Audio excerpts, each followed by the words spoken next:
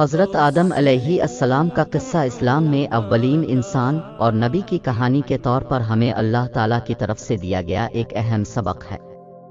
حضرت آدم علیہ السلام کی تخلیق کا واقعہ ہمیں اللہ تعالیٰ کی قوت اور حکمت کو سمجھنے کا موقع فراہم کرتا ہے۔ اس کہانی میں ہمیں اللہ کی رحمت، شیطان کے مکر و فریب اور انسان کی فطرت کے بارے میں قیمتی باتیں ملتی ہیں۔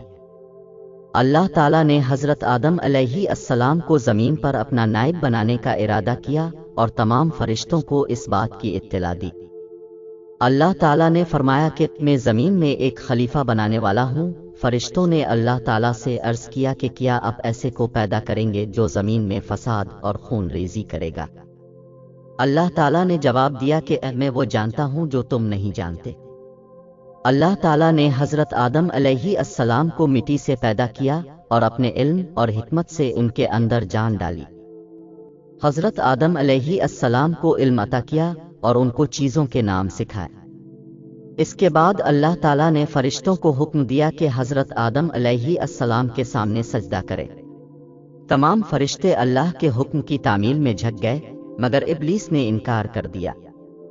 ابلیس نے اپنے تکبر اور حسد کی بنا پر کہا کہ میں آگ سے بنا ہوں اور آدم مٹی سے، اس لیے میں اس سے برتر ہوں۔ اللہ تعالیٰ نے ابلیس کے اس تکبر پر اسے اپنے دربار سے نکال دیا اور قیامت تک کے لیے اس پر لعنت بھیج دی۔ ابلیس نے اللہ تعالیٰ سے مہلت طلب کی اور قسم کھائی کہ وہ آدم کی اولاد کو سیدھے راستے سے بھٹکائے گا۔ اللہ تعالیٰ نے ابلیس کو قیامت تک کی مہلت تو دی، مگر فرمایا کہ جو میرے بندے مخلص ہوں گے ان پر تمہارا کوئی اختیار نہ ہوگا۔ حضرت آدم علیہ السلام کو جنت میں رہنے کی اجازت ملی اور اللہ تعالیٰ نے ان کے سکون کے لیے حضرت حوا کو پیدا کیا۔ حضرت حوا علیہ السلام حضرت آدم کے پہلو سے پیدا کی گئیں اور یوں جنت میں یہ دونوں ایک ساتھ رہنے لگے۔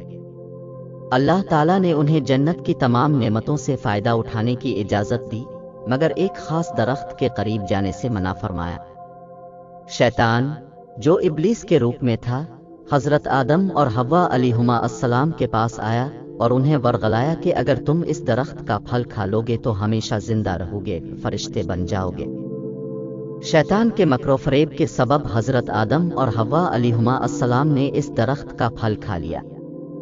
اس نافرمانی کے سبب اللہ تعالیٰ نے انہیں جنت سے نکال کر زمین پر بھیج دیا اور ان سے فرمایا کہ اب تم ایک دوسرے کے دشمن ہو اور تمہیں زمین میں رہنا اور اسی میں مرنا ہے۔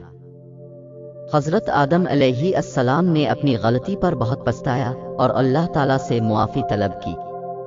اللہ تعالیٰ نے ان کی دعا قبول کی اور انہیں معاف کر دیا۔ حضرت آدم علیہ السلام کو نبوت عطا کی گئی اور اللہ تعالیٰ نے انہیں اور ان کی اولاد کو زمین پر زندگی گزارنے اور اس کی اصلاح کرنے کا حکم دیا۔ حضرت آدم علیہ السلام نے اپنے بیٹوں اور بیٹیوں کو اللہ کے پیغام کو سمجھایا اور ان میں تقوی اور ایمان پیدا کیا۔